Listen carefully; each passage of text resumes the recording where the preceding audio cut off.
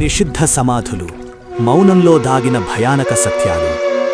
భూమి మరిచిపోదు, మనుషులు మరిచిపోయినదంతా అది మట్టిలో నిల్వ చేస్తుంది.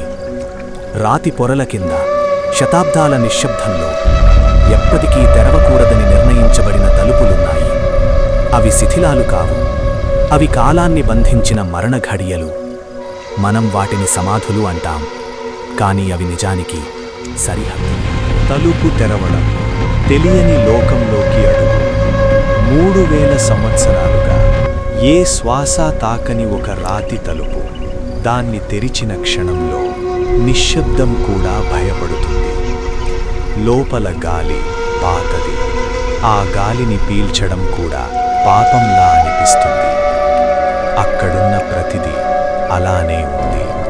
కత్తులు ఇంకా యుద్ధానికి సిద్ధంగా, ఆభరణాలు దేవుళ్ళకే అర్పించినట్టు, అన్నం దుమ్మైన పద్ధతిగా అమర్చబడి, మరియు శవాలు నిద్రిస్తున్నట్టు కనిపించేవి కాదు, వాటిలో కొన్ని చూస్తున్నట్టు ఉంటాయి. అప్పుడే ఆలస్యంగా ఒక ప్రశ్న పుడుతుంది. ఈ సమాధులు మృతులను కాపాడటానికా లేదా జీవులను హెచ్చరించటానికా? అసాధారణ సంకేతాలు. భయం మాటల్లో చెక్కబడినప్పుడు. కొన్ని గోడలపై ప్రార్థనలు లేవు, హెచ్చరికలు మాత్రమే. వెనక్కి తిరుగు, నిద్రను భంగం చెయ్యకు, ఇక్కడ మరణం నీ వెంట వస్తుంది. కొన్ని సమాధుల్లో 1000 ఏళ్ల తర్వాత కూడా పనిచేసే ఉచ్చులున్నాయి. కానీ నిజమైన ఉచ్చు రాతిలో కాదు, మానసంలో. అక్కడికి వెళ్ళిన వాళ్లలో కొనరు కొద్ది రోజుల్లోనే కూలిపోయారు. కొందరు ఎప్పటికీ నిద్రపోలేదు. మరికొందరు బయటకు వచ్చినా లోపలే ఉండిపోయారు. కొన్ని సార్కోఫగసులు తెరిచినట్టు కనిపించాయి, కానీ ఎవరూ తెరవలేదు. అప్పుడు ఒక భయంకర ఆలోచన. ఇవి వదిలివేయబడిన ప్రదేశాలేనా, లేదా ఇంకా ఎవరూ ఉన్నారా? పూర్వీకుల చెప్పులు, శాపాలు, సంరక్షకులు. శాపాలు కథలంటారు, కానీ నమూనాలు కనిపిస్తే కథలు కూడా నిజాలవుతాయి. సమాధుల్లోకి అడుగుపెట్టిన వాళ్ళు ఒకటే అనుభూతిని చెబుతారు. తలలో ఒత్తిడి, చెవుల్లో మోగే శబ్దం, చీకట్లో ఎవరో చూస్తున్నట్టు భావన.